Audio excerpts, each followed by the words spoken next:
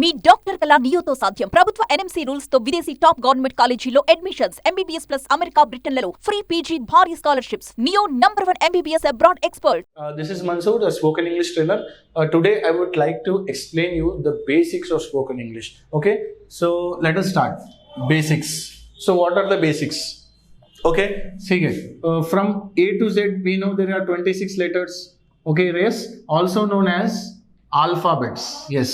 So how a word is formed? By joining letters a word is formed. And how a sentence is formed? By joining sentences, by joining words a sentence is formed. And how a paragraph is formed? It is formed by joining sentences. Why I am telling you this basics? The reason behind this is, see, if you want to speak in English, you should know how to speak a sentence. Okay, a sentence is something which makes a complete sense. Okay, sentence lo మీరు మాట్లాడాలంటే దాంట్లో sense ఉండాలి, అంటే meaning ఉండాలి. If you just words ని join చేస్తే sentence formation correct లేదనుకోండి, ఎలా కరెక్ట్ అవుతుంది అది? నో. ఓకే, సో మన సెంటెన్సెస్ ఫార్మేషన్ అనేది చాలా ఇంపార్టెంట్ ఇక్కడ. ఓకే, సో బేసిక్స్లో మనకి ఇంపార్టెంట్ ఏంటంటే, ఒక సెంటెన్స్ మనం ఫామ్ చేయాలంటే దానికి 3 ఫార్ములాస్ ఉన్నాయి. ఆ ఫార్ములాస్ మనం నేర్చుకుంటే స్పోకెన్ ఇంగ్లీష్ బేసిక్స్ అనేది మనకు చాలా ఈజీ అయిపోతుంది. So what are the formulas? First formula is subject plus verb plus object. This is the very important formula. Okay, so మనకు ఈ ఫార్ములాస్ అనేది మనకు అర్థం చేసుకున్నారు అనుకోండి, ఇక్కడ నుంచి మీరు బేసిక్ స్టార్ట్ చేస్తారంటే స్పోకెన్ ఇంగ్లీష్ మీకు చాలా ఈజీ అయిపోతుంది. Okay, only this is for specially for beginners. Okay, next the second formula is subject plus helping verb plus object. Okay, this is the second formula, subject plus helping verb plus object. So what is common between two subjects? ఈ రెండు సబ్జెక్ట్స్లో ఒక ఫార్ములాస్లో common ఏముంది? Subject common ఉంది and object common ఉంది. మన first ఫార్ములాలో verb ఉంది, second ఫార్ములాలో helping verb ఉంది. అంటే ఫస్ట్ ఫార్ములాలో మెయిన్ వర్బ్ ఉండాలి, సెకండ్ ఫార్ములాలో హెల్పింగ్ వర్బ్ ఉండాలి. So this is very important. Next third formula. What is this third formula? Subject plus helping verb plus main verb plus preposition plus article plus object plus tenses. Sir ఇంత పెద్ద formula రాశారు ఏంటంటారా? చాలా easy, ఇది చాలా very important. So every సెంటెన్స్లో మనకు 3 things very important. Subject, main verb and object కామన్గా ఉండాలి. Yes, so third formula చాలా ఈజీ ఉంది చూడండి. సబ్జెక్ట్ కామన్ ఉంది, హెల్పింగ్ వర్బ్ ఇక్కడ నుంచి మనం రాసుకోవాలి. ఫస్ట్ హెల్పింగ్ వర్బ్ వస్తుంది, చాలా ఇంపార్టెంట్. ఓకే, హెల్పింగ్ వర్బ్ తర్వాత మెయిన్ వర్బ్ వస్తుంది. చాలా మంది మిస్టేక్ చేస్తారు, ఫస్ట్ మెయిన్ వర్బ్ తర్వాత హెల్పింగ్ వర్బ్ రాస్తారు. అట్లా కాదు, ఫస్ట్ హెల్పింగ్ వర్బ్ వస్తుంది, దాని తర్వాత మెయిన్ వర్బ్ వస్తుంది. Okay, preposition, article, object and tenses. Okay, so ఈ 3 ఫార్ములాస్ మీరు కరెక్ట్గా నేర్చుకుంటే spoken English sentences formation, sentences ఎలా చేయాలనేది మీకు చాలా ఈజీ ఉంటుంది. Okay, so subject plus once మీరు రిపీట్ చేస్తే subject plus helping verb plus main verb plus preposition plus article plus object plus tenses. Sir పైన ఉన్న ఫార్ములాలో ప్రిపోజిషన్ ఆర్టికల్ రాదా అంటారా? నో, ప్రిపోజిషన్ ఆర్టికల్ కూడా పైన ఫార్ములాలో వస్తుంది, కానీ ఒకేసారి మేము అది రాశామనుకోండి 3 ఫార్ములాస్ మీకు సేమ్ కనిపిస్తాయి, అందుకే మీకు ప్రాబ్లం అవుతుంది ఇట్లా. Okay, so yes, subject, verb and object. Second formula is subject plus helping verb plus object. Third formula is subject plus helping verb plus main verb plus preposition plus article plus object plus tenses. So ఈ ఫార్ములాలో important ఏంటంటే, మీరు ఇక్కడ నుంచి ఇక్కడ వరకు, okay, starting నుంచి ఇక్కడ వరకు సబ్జెక్ట్స్ అంటే ఏంటి, అవి టోటల్ ఎలా ఉన్నాయి, అదేంటి అనేది మీరు తెలుసుకోవాలి. Okay, so I, he, she, it, we, you, they, this, that, these, those, ఇవన్నీ ఏంటి? సబ్జెక్ట్స్. హెల్పింగ్ వర్బ్స్ ఎన్ని ఉన్నాయి? Is, am, are, was, were, shall be, will be, ఇవన్నీ helping verbs.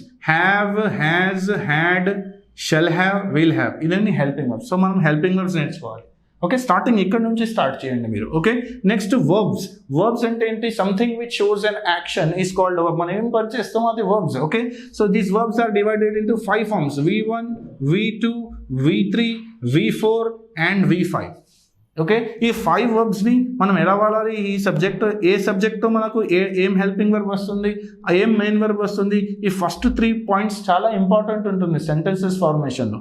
For example, I'm going to office ఒక sentence ఉంది. So I అనేది ఏంటి ఇక్కడ? ఐ అంటే subject, am is the helping verb, going అంటే మెయిన్ వర్బ్, నేను వెళ్తున్నాను. To preposition, okay, that preposition means it is nothing but part of speech, parts of speech. అంటే parts of speech మీరు నేర్చుకున్నారంటే ఈ సెంటెన్స్లో ఒక మంచి పాయింట్ మీరు నేర్చుకున్నట్టు, అంటే కరెక్ట్ పార్ట్ ఆఫ్ సెంటెన్స్ మీరు అందులో యాడ్ చేస్తున్నట్టు. నెక్స్ట్ ఆర్టికల్స్, అంటే ఆర్టికల్స్లో ఏమేమి వస్తాయి? A, an and the, definite and indefinite articles, ఇవి ఎలా యూస్ చేయాలి. ఆబ్జెక్ట్ అంటే the action, something which is acted upon by the subject, it is called and object. అంటే సబ్జెక్ట్ దేనిపైన యాక్షన్ పడుతుందో దానికి ఆబ్జెక్ట్ అంటారు. Okay, next is tenses. Tenses అంటే ఏంటి? Total time. ఓకే, మనకి ఏం తెలుసు? టైం అంటే ఏంటి? Present tense, past tense, future tense, అంతే తెలుసు కదా. టైం అంతే ఉంటుంది కదా. ప్రెజెంట్ అంటే ఎప్పుడు, ఓకే, ఇప్పుడు జరుగుతుందని. పాస్ట్ టెన్స్ అంటే అయిపోయినది, ఫ్యూచర్ అంటే జరిగిపోయేది. సో ఈ tenses is divided into 12 forms. So ఆ 12 ఫార్మ్స్ ఏంటనేది మనం నెక్స్ట్ వీడియోలో చూద్దాం. Okay, so first basic important ఏంటి? బేసిక్స్లో మనం సెంటెన్సెస్లో మాట్లాడాలంటే సెంటెన్స్ని ఫామ్ చేయడం నేర్చుకోవాలి. ఆ ఫామ్ నేర్చుకోవడానికి ఫస్ట్ ఈ ఫార్ములాస్ మనం నేర్చుకోవాలి. దాంట్లో ఈ ఫార్ములాస్ కాకుండా ఈ ఫార్ములాస్తో పాటు సబ్జెక్ట్ అంటే ఏంటి, what is a subject, what is a helping verb, what is a main verb, what is object, దాంట్లో ఎన్ని టెన్సెస్లు ఉన్నాయి, అవి మనం స్పోకెన్ ఇంగ్లీష్లో నేర్చుకోవాలి. ఇది చాలా చాలా ఇంపార్టెంట్. ఇది మీకు పర్ఫెక్ట్గా మీరు నేర్చుకున్నారంటే మీకు ఇంగ్లీష్ చాలా ఈజీ అయిపోతుంది. Okay, so what is the next step? Tenses 12 forms.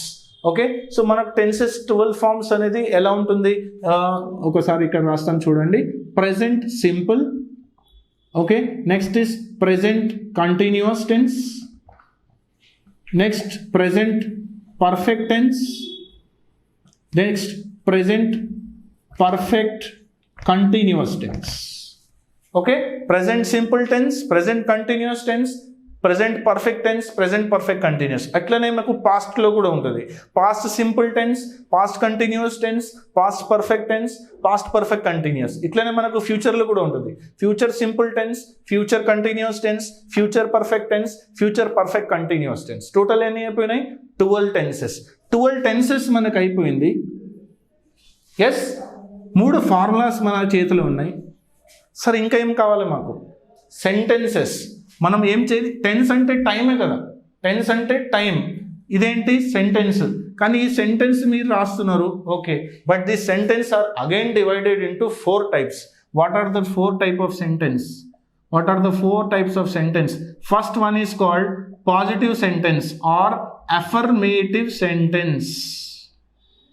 Positive or affirmative sentence. ఈ సెంటెన్స్కి ఒక ఫార్ములా ఉంటుంది, అది మీరు నేర్చుకోవాలి. Okay, next is negative sentence.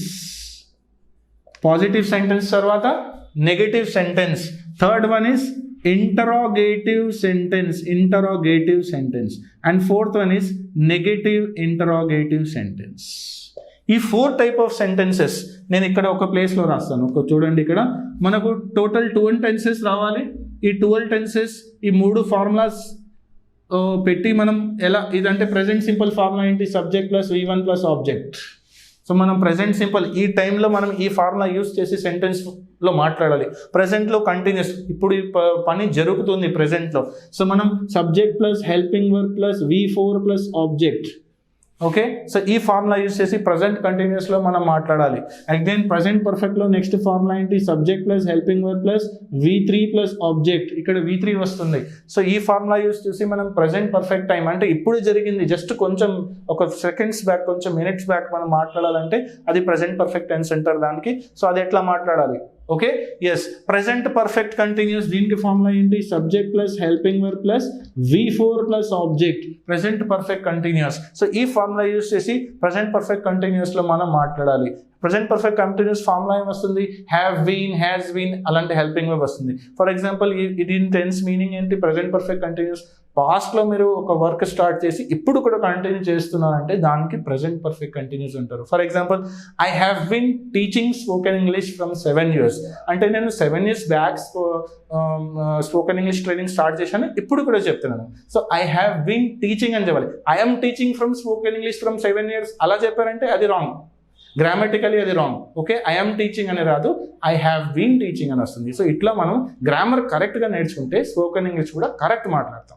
Okay, so ఇట్లా మనకు 12 tenses తెలిసి ఉండాలి, 3 ఫార్ములాస్ తెలిసి ఉండాలి. ఈ 4 type of sentenceలో మనం అది అప్లై చేయాలి. ఓకే, ఇవన్నీ మనం ఎట్లా చేయాలి నెక్స్ట్ వీడియోలో మనం చూద్దాం. Okay, thank you very much.